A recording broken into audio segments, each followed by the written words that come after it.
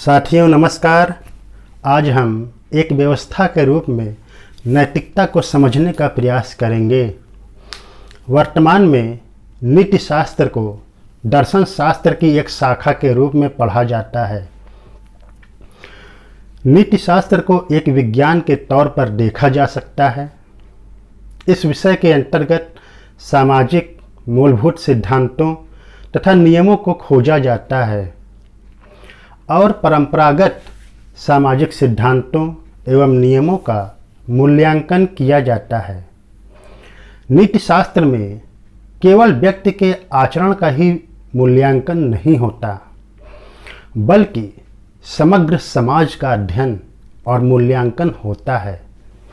इसके अंतर्गत जीव जंतु, पशु पक्षियों, बच्चों, विक्षिप्त और नशेड़ी लोगों का मूल्यांकन नहीं होता, बल्कि सामान्य व्यक्ति के आचरण का मूल्यांकन किया जाता है।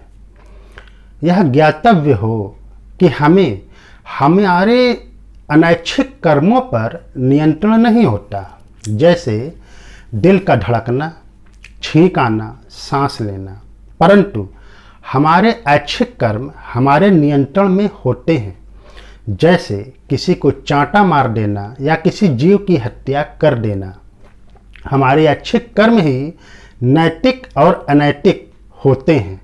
किसी कर्म को नैतिक अथवा अनैतिक कहने के हमारे पास दो आधार होते हैं: संकल्प की स्वतंत्रता और विकल्पों की उपस्थिति।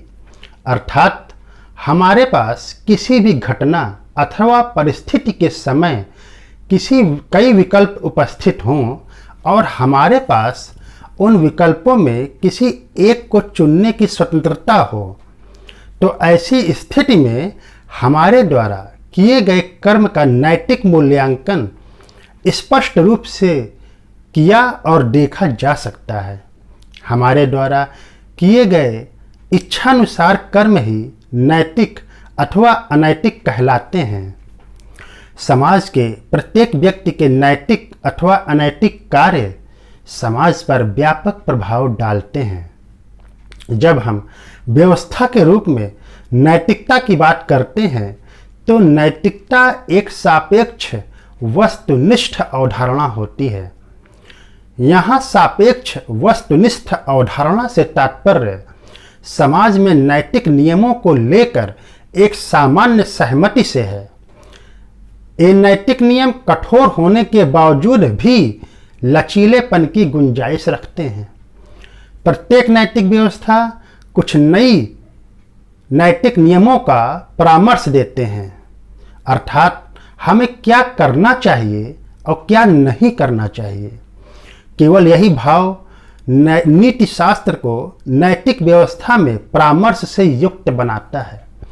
यह नैतिक व्यवस्था समय और समाज के साथ परिवर्तित भी होती रहती है, इसलिए यह गत्यात्मक होती है।